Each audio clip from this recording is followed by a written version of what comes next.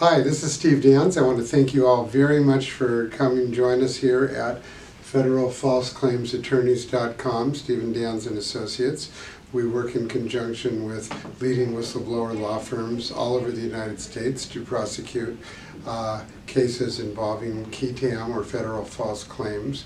One of our biggest areas of concern and the largest single source of income from False Claim Act cases to the U.S. Treasury is in fact big pharma and healthcare related fields. Some of the judgments that have literally been in the multiple billions of dollars in the last 10 years have in fact come from big pharma and other forms of healthcare fraud. Medicare, Medicaid, the various agencies that pay dollars, including even things as diverse as the Small Business Administration, all hint at and include claims for fraud from the healthcare industry.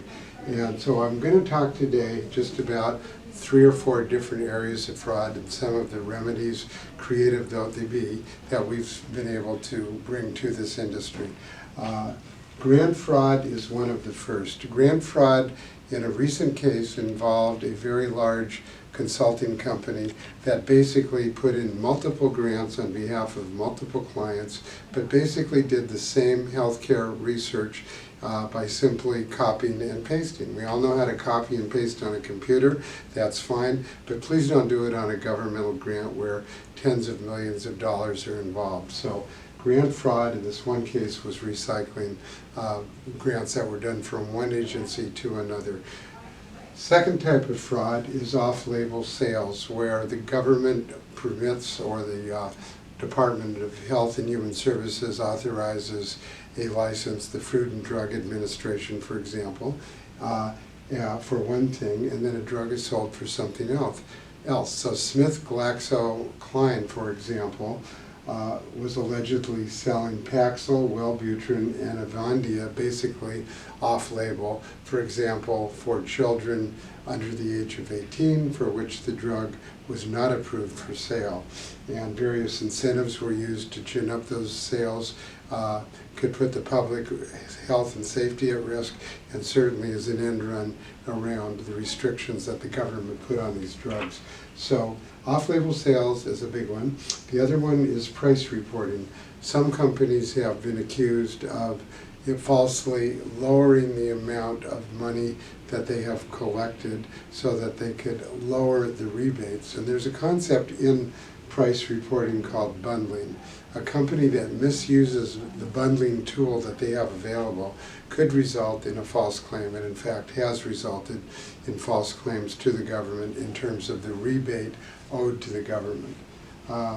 You will find that a creative settlement agreement might involve not only a payoff to you, the relator, but fines to the agency, possibly criminal penalties to some of the executives, if not requiring the executives who benefited from the scheme to contribute to the settlement, and most important of all, a retaliation claim could very well be lodged on your behalf by our law firm working in partnership with the other KETAM attorneys.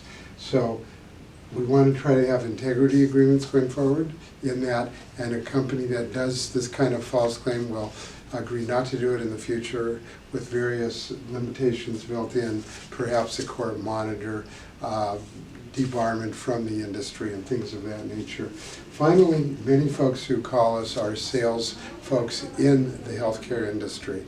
Sales compensation can be adversely affected, if not the employment itself, by being asked to participate in illegal schemes. So when you call, we're going to want to chat with you, talk about your performance, your specific compensation agreement, and how it may or may not have been affected by potential false claims such as this.